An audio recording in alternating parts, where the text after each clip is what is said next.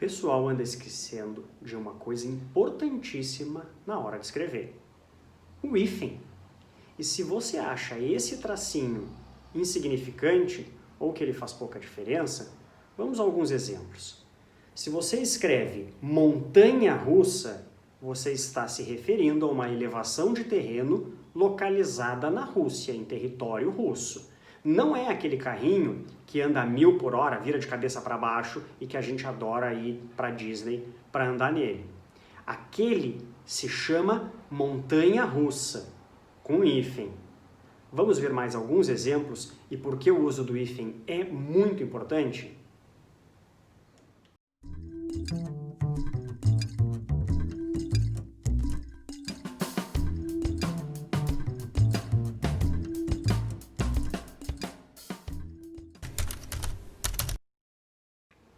Bom, pelo exemplo anterior, e não nos referindo a nada criado ou que exista na Rússia, a gente já pode pensar em outra palavrinha. Roleta russa. Se você costuma escrever assim, você está provavelmente se referindo a algum cassino em Moscou. Aquela atitude de utilizar uma bala apenas no tambor do revólver e girar para dar um tiro, aquela é roleta russa com hífen. Se você já começou a tentar entender esses exemplos que eu trouxe, fica mais clara a explicação. Sempre que usamos duas palavras juntas e elas juntas adquirem um novo significado, a gente escreve com hífen. No nosso primeiro exemplo, a gente pegou o substantivo montanha e o adjetivo russa. Veja que quando falamos do brinquedo dos parques de diversão, montanha-russa adquire um novo sentido. Não tem mais um sentido de um monte, de uma elevação geográfica localizada em São Petersburgo, por exemplo. Não falamos mais de uma montanha localizada na Rússia.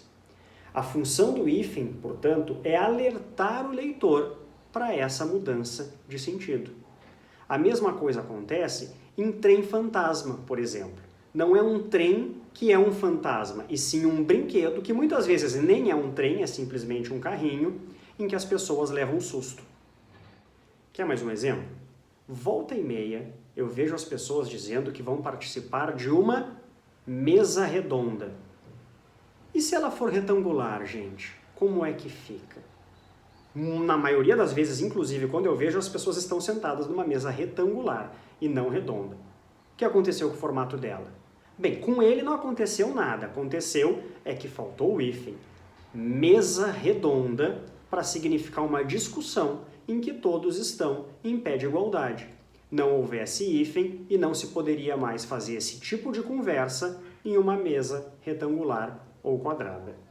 Também acontece isso em batata doce, em que o hífen mostra que não se trata de uma batata com açúcar, e sim de uma variedade diferente de batata. Então, as duas palavras adquiriram um novo significado, é uma nova batata, e não uma batata adocicada.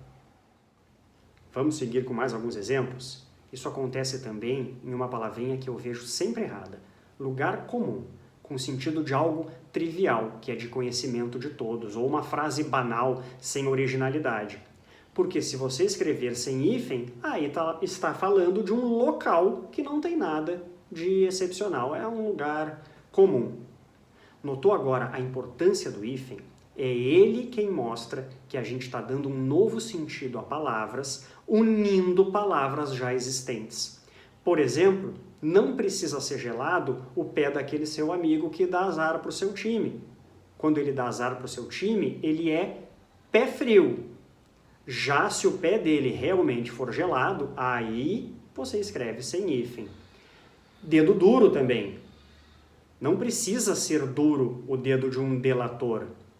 Ele tem os dedos da mão muitas vezes bem normais, com todas as articulações saudáveis. Portanto, no sentido de delatar, de ser um X9, dedo duro com hífen. E aí, já foi pensando em mais alguns exemplos? Tem o cachorro quente, que às vezes até chega morno, criado mudo, carro forte, ganha-pão, boca livre, banho-maria, boia fria e público-alvo, pelo amor de Deus, sempre com hífen, gente. Então, a partir de agora, quando você perceber que usou duas palavras e essas duas palavras juntas criaram um sentido diferente daquele que elas têm separadas, corre ali no dicionário, consulta para ver se não está faltando um hífen e continua seguindo a gente aqui para aprender sempre como se escreve. Um abraço e até a próxima.